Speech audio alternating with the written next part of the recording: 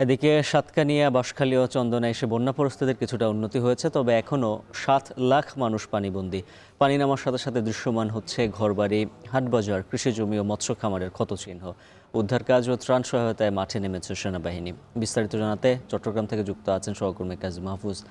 মাহফুজ, জানাবেন বন্যা পরিস্থিতির কতটা উন্নতি হলো, পাশাপাশি ত্রাণ ও উদ্ধার কার্যক্রম নিয়ে কী তথ্য রয়েছে?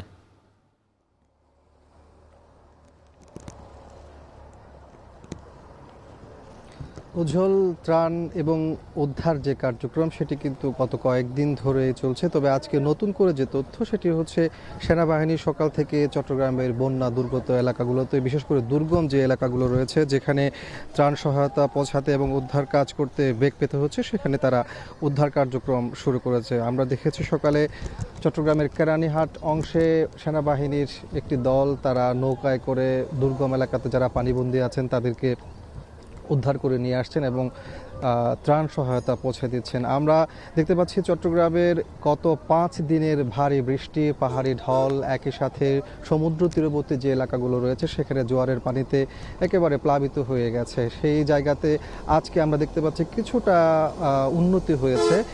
বিশেষ করে মহাসড়ক, চট্টগ্রাম কক্সবাজার মহাসড়কের পানি অধিকাংশ জায়গায় নেমে গেছে। তবে আমরা এই মুহূর্তে যেখানে আছি এটি চন্দনাইশ অংশ। এখানে সড়কটি একটু নিচু হওয়ার কারণে এখনো পর্যন্ত হাঁটু পরিমাণ পানি রয়েছে, যেখানে বড় বাসগুলো যাতায়াত করতে পারলেও ছোট যেগুলো যানবাহন আছে, বিশেষ করে সিএনজি থেকে শুরু করে কার, এগুলো যাতায়াতে বেশ সমস্যা তৈরি হচ্ছে। গাড়ি নষ্ট হয়ে যাচ্ছে, চাকা নষ্ট হয়ে যাচ্ছে, ইঞ্জিন নষ্ট হচ্ছে, সেই দৃশ্যগুলো আমরা এখানে দেখতে পাচ্ছি। একই সাথে ফসলি জমি, হাজার হাজার হেক্টর ফসলি জমি নষ্ট হয়েছে, মাছের ঘের নষ্ট হয়েছে। সেখানে আমরা দেখতে পাচ্ছি মাছ ধরায় অনেকটা ব্যস্ত সময় পার করছেন এখানকার স্থানীয়রা। তারা জাল মেরে সড়কের আশপাশে মাছ ধরছেন। দুর্ভোগের কথা যদি বলি, আমরা দেখতে পাচ্ছি একেবারে এই সকল বন্যা দুর্গত এলাকায় প্রায় 7 লাখের বেশি মানুষ এখনও পর্যন্ত পানিবন্দী আছেন। বিশেষ করে অভ্যন্তরীণ যে সড়কগুলো রয়েছে সেখানে কিন্তু এখনও কোমর সমান পানি রয়েছে, ফলে তাদেরকে মানবেতর জীবনযাপন করতে হচ্ছে। জেলা প্রশাসনের পক্ষ থেকে আমরা দেখতে পাচ্ছি ত্রাণ সহায়তা পৌঁছে দেওয়া হচ্ছে। পাশাপাশি যে সকল মানুষগুলো এখনও পর্যন্ত ঝুঁকি নিয়ে ঘরে রয়েছেন তাদেরকে আশ্রয় কেন্দ্রে নিয়ে আসার জন্য তারা চেষ্টা করছেন। যদিও অনেকে ঘর বাড়ি ছেড়ে আসতে চাচ্ছে না, তাদেরকে কিন্তু অনেক সময় এনফোর্সমেন্ট করছেন, আমরা সেই দৃশ্যগুলো দেখতে পাচ্ছি। আপনাকে বলে রাখি যে আমরা সড়ক বিভাগ থেকে যে তথ্যটি পেয়েছি সেটি হলো এবারের বন্যায় চট্টগ্রামে, এটিকে স্মরণকালের বন্যা বলা হচ্ছে, 43 বছরের মধ্যে সর্বোচ্চ বৃষ্টিপাত, রেকর্ড সংখ্যক বৃষ্টিপাত হয়েছে এবার চট্টগ্রামে। ফলে তারা জানিয়েছেন যে বেশ কিছু মানুষ পানিবন্দী হয়েছেন এবং তাদেরকে সার্বিক সহযোগিতা করা হচ্ছে। একটু আগে আমরা কথা বলেছি, এখানে কিন্তু এই বন্যা দুর্গত মানুষদের দেখার জন্য ত্রাণ এবং দুর্যোগ প্রতিমন্ত্রী এসেছেন। তিনি সাংবাদিকদের সাথে কথা বলেছেন এবং তিনি জানিয়েছেন যে বৃহত্তর এই চট্টগ্রাম অঞ্চলে যারা বন্যা দুর্গত এলাকায় রয়েছেন তাদের জন্য 650টি আশ্রয় কেন্দ্র প্রস্তুত রাখা হয়েছে, যেখানে 500 মেট্রিক টন চালসহ খাবার মজুদ রাখা হয়েছে এবং যেখানে যেখানে খাবারের প্রয়োজন হচ্ছে তারা সেখানে পৌঁছে দিচ্ছেন। যদিও আমরা এখন যেখানে রয়েছি এখানে কিন্তু অনেকেই অভিযোগ করছেন তাদের কাছে এখনও পর্যন্ত খাবার পৌঁছায়নি, বিশুদ্ধ পানির সংকট রয়েছে, সেটিও কিন্তু তীব্র আকার ধারণ করেছে। এমন পরিস্থিতিতে আসলে সরকারের পাশাপাশি সমাজের বিত্তবান থেকে শুরু করে সচেতন যারা নাগরিক রয়েছেন তাদেরকে এই সহযোগিতার হাত বাড়ানোর কথা জানিয়েছেন জেলা প্রশাসক।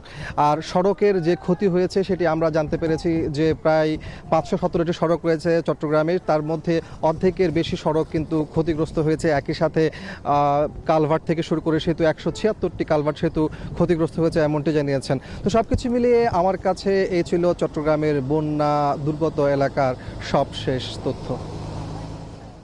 কাজী মাহফুজ জানাচ্ছিলেন চট্টগ্রামের বন্যা পরিস্থিতির খবর। এদিকে রাত্রে বৃষ্টিপাত অব্যাহত থাকলেও কক্সবাজারের বন্যা পরিস্থিতির কোনো উন্নত হয়নি। হুশিয়াব বলছে প্লাবিত হয়েছে 35টি ইউনিয়ন, পাশাপাশি রাঙামাটিতেও পাহাড় ধসের ঝুঁকি রয়েছে। উজ্জ্বল, যেটি বলছিলেন, কক্সবাজারে বন্যা কবলিত মানুষ কিন্তু এখন পর্যন্ত 2 লাখ মানুষ পানিবন্দী রয়েছেন এবং পাহাড় ধসের যে কথা বললেন সেটিও কিন্তু একটা শঙ্কা রয়েছে, পাহাড় ধসের শঙ্কা রয়েছে। এছাড়া শুধু রাঙামাটি এবং কক্সবাজার না, রাঙামাটিতেও কিন্তু একই অবস্থা দেখতে পাচ্ছি আমরা। এই নিয়ে আমাদের সঙ্গে আমাদের দুজন সহকর্মী যুক্ত হচ্ছেন, কক্সবাজার থেকে মোর্শেদ এবং আমাদের সঙ্গে যুক্ত হচ্ছেন রাঙামাটি থেকে জিয়াউর রহমান জুয়েল। প্রথমেই যাচ্ছি কক্সবাজারে মোর্শেদের কাছে। মোর্শেদ, আপনার কাছে জানতে চাই এখন আসলে বন্যা পরিস্থিতির কি খবর, আবহাওয়া অফিস কি বলছে? রাত্রি বৃষ্টি কমলেও কমেনি মানুষের দুর্ভোগ। আবহাওয়া অফিস বলছে ৩ নম্বর সতর্কতা সংকেত ছিল, সেটি নামিয়ে ফেলা হয়েছে। এবং আমরা সকাল থেকে রামু উপজেলার বিভিন্ন প্লাবিত এলাকা ঘুরে দেখেছি এবং সেখানকার মানুষ একেবারে দুর্বিষহ জীবনযাপন পার করছে। আমরা দেখতে পেয়েছি এখানকার যারা বন্যা কবলিত মানুষ আছেন তাদের অনেকটাই অভিযোগ, এখানকার যারা স্থানীয় প্রশাসন আছেন, জনপ্রতিনিধি আছেন, তাদেরকে তারা দেখা মিলছে না, কারণ তারা এখন বিপদের মুখে আছেন এবং তাদের ঘরবাড়িতে রান্নাঘরে চুলা জ্বলছে না এবং কয়েকদিন ধরে খাবার নাই। সব মিলিয়ে তারা দুর্বিষহ জীবনযাপন পার করছে এই টানা এক সপ্তাহের বৃষ্টিতে। এবং চকরিয়া পেকুয়ার কথা যদি বলতে হয়, সেখানে তো আরও বেশি ভয়াবহ একটি পরিস্থিতি বিরাজ করছে। সেখানে অনেক বাড়িতে কোমর পর্যন্ত পানি উঠেছে এবং অনেকেই ৪-৫ দিন ধরে পানিবন্দী হয়ে আছেন। এবং বিশেষ করে সেখানকার সাইক্লোন শেল্টারের সাথে কথা আমরা বলেছি, তারা বেশিরভাগ মানুষরা ঘরবাড়ি ছেড়ে আসলে সাইক্লোন শেল্টারে যেতে চাচ্ছে না, এমনটিও আমরা শুনেছি। কারণ হচ্ছে তাদের এই বন্যা এবং দুর্যোগকালীন সময়ে তাদের যতই বৃষ্টি হোক না কেন, যতই পানি উঠুক না কেন, তারা তাদের ঘরের মধ্যে অবস্থান করছে।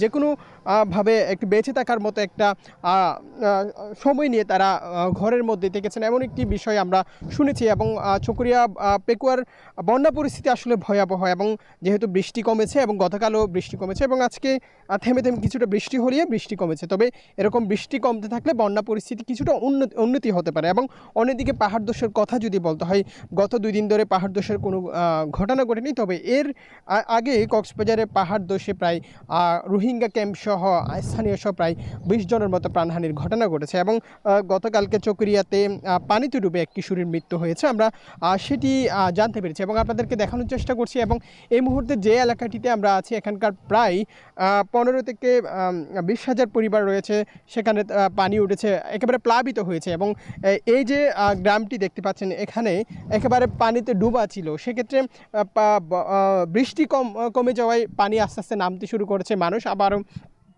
ঘরবাড়িতে আসতে শুরু করেছেন এবং স্বাভাবিক হতে শুরু করেছে। তবে বৃষ্টি হলে মানুষের মনে আবারও ভয়ভীতি সৃষ্টি হতে থাকে। সেক্ষেত্রে আমরা আবহাওয়া অধিদপ্তরের সাথে কথা বলেছি, তারা বলছেন যে গত 24 ঘন্টায় 32 মিলিমিটার পর্যন্ত বৃষ্টিপাত রেকর্ড করা হয়েছে। আবহাওয়া অধিদপ্তর বলছে আগামীকালও কিছুটা ভারী বৃষ্টি থাকতে পারে, তবে সাগরে যে 3 নম্বর সতর্কতা সংকেত ছিল সেটি কিন্তু নামিয়ে ফেলা হয়েছে। সেটি কিছুক্ষণ আগে আমরা আবহাওয়া অধিদপ্তর সূত্রে জানতে পেরেছি। এবং আপনাদেরকে কক্সবাজারের চকরিয়া, পেকুয়া, মাতামুহুরী সহ বিভিন্ন উপজেলার প্রায় 10টি উপজেলা রয়েছে, সেখানকার 35টি ইউনিয়ন কিন্তু প্লাবিত হয়েছে। অন্যদিকে সেন্ট মার্টিনের কথা যদি বলতে হয়, টেকনাফ সেন্ট মার্টিনের কথা যদি বলতে হয়, সেখানকার মানুষও কিন্তু বেশ একটু ভালো আছে বলতে পারবো না।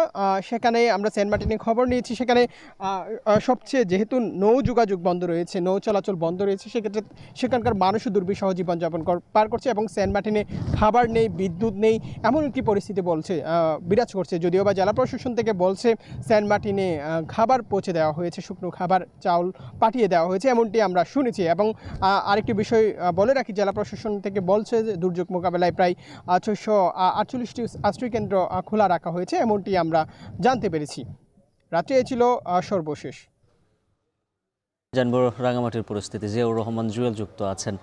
জুয়েল, জানাবেন বৃষ্টিপাত ও ভূমিধস নিয়ে কি সতর্কতা রয়েছে আবহাওয়া অধিদপ্তরের পক্ষ থেকে?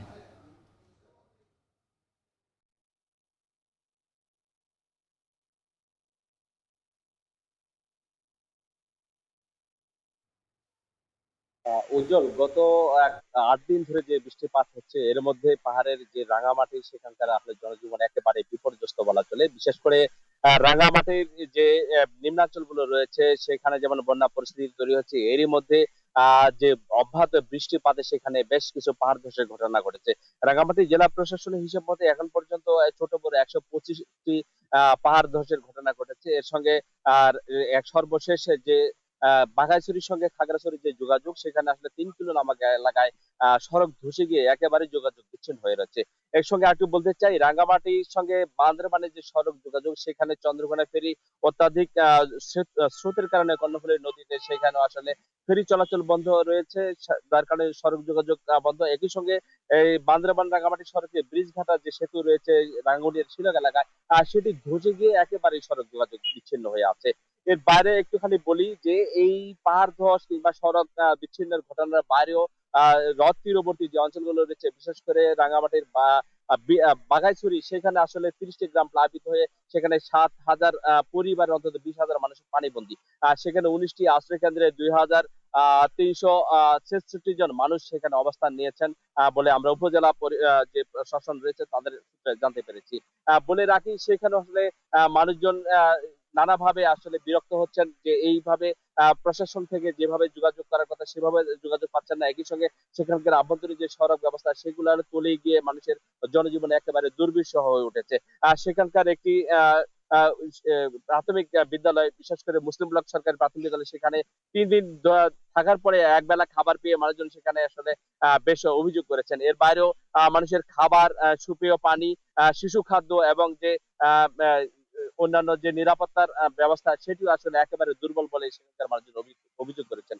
বলে রাখি, রাঙ্গামাটির বিলাসুরি এলাকায় সেখানে 20টি গ্রাম প্লাবিত হয়ে 6,000 মানুষ সেখানে দুর্গত হয়ে পড়েছেন। সেখানে এখন পর্যন্ত সরকারি কোনো সহায়তা পৌঁছায়নি এবং সেখানে যে আশ্রয় কেন্দ্র রয়েছে সেখানেও মানুষজন উঠেছেন। যোগাযোগ বিচ্ছিন্ন বলে উপজেলা প্রশাসন থেকে বলা হলেও আসলে সেটি আসলে এখন পর্যন্ত মানুষের দুর্ভোগের সীমা সেটা আসলে কমেনি। বৃষ্টিপাত থেমে থেমে হচ্ছে রাঙ্গামাটিতে, একেবারে থেমে যায়নি, যার কারণে মানুষের দুর্ভোগ এখনো কমেনি। রাঙ্গামাটি থেকে এই ছিল আমার কাছে সবশেষ।